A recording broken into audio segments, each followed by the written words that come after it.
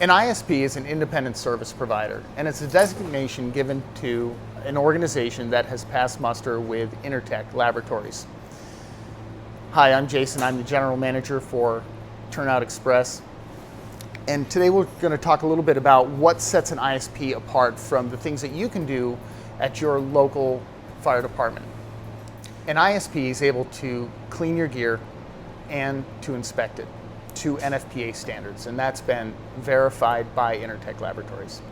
So we've talked a little bit about how to inspect your gear and what an ISP does to make sure that you're meeting that standard. What we haven't talked about is the cleaning process. In order to pass the tests that allow us to get our designation, we have to show that we can reduce hydrocarbons by 50%. We have to be able to reduce heavy metals by 70%. And we have to show a logarithmic reduction in pathogens, in other words, biohazards, by a log 3. So that's 1,000 times less than whatever you started with. And that's been passed by laboratory standards.